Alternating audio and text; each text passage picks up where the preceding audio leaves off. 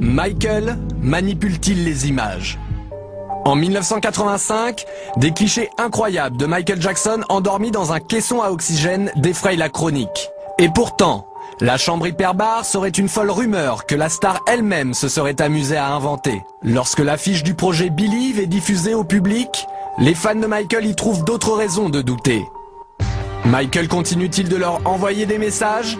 C'est ce que leur évoque l'inspiration du spectacle Believe, proche des contes favoris de Michael Jackson, comme Le Magicien d'Oz, l'incroyable histoire d'un magicien manipulateur dans lequel Michael Jackson a joué aux côtés de Diana Ross. Et enfin des coïncidences troublantes entre de célèbres affiches du King of Pop et celles de cet étrange spectacle de magie.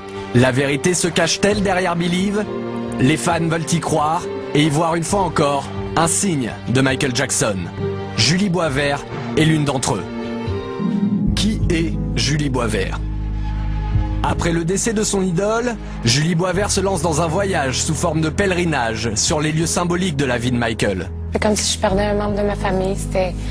C'est quelqu'un qui a fait partie de ma vie entièrement depuis que je suis toute petite. Admiratrice du King of Pop, Julie ne peut s'arrêter de vouer un culte sans borne à Michael Jackson.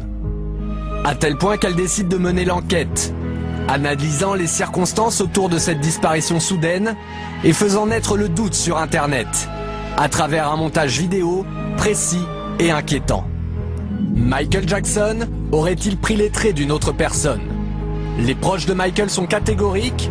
MJ a toujours pratiqué l'art de la manipulation et du déguisement. Son frère Marlon, comme d'autres, raconte avec beaucoup d'humour ce goût de Jackson pour le déguisement. Je me rappelle avoir été un jour dans un magasin de disques. Il y avait cet homme qui achetait beaucoup de CD. Il avait une petite coupe afro et de drôles de dents. Et ses habits étaient affreux. Je me suis approché de lui et je lui ai dit « Michael, qu'est-ce que tu fais dans ce magasin ?»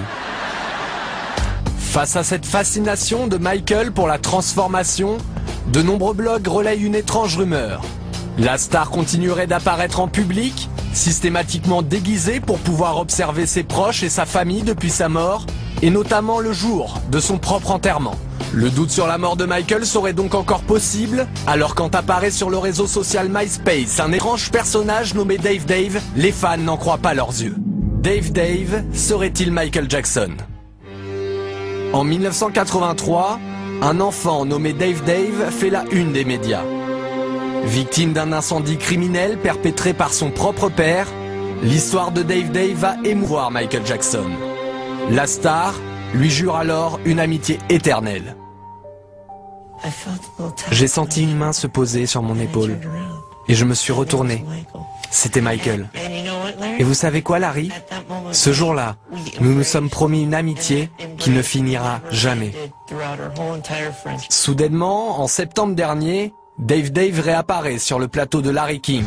Ce troublant personnage va donc faire amplifier la rumeur. Pour les fans, Dave et Michael présentent trop de ressemblances troublantes. L'impossible devient alors envisageable pour eux, les mots et la voix seraient trop ressemblantes. You all mean very much to me, and I love you very much. May God bless you. I love you very much, and may God bless you all. I love you. Ces étranges coïncidences continuent aujourd'hui d'alimenter cette théorie selon laquelle Michael Jackson ne serait pas mort. Une énigme qui ne cessera pas avant que les fans aient trouvé ce qu'ils veulent, la vérité, leur vérité. La vérité triomphe toujours.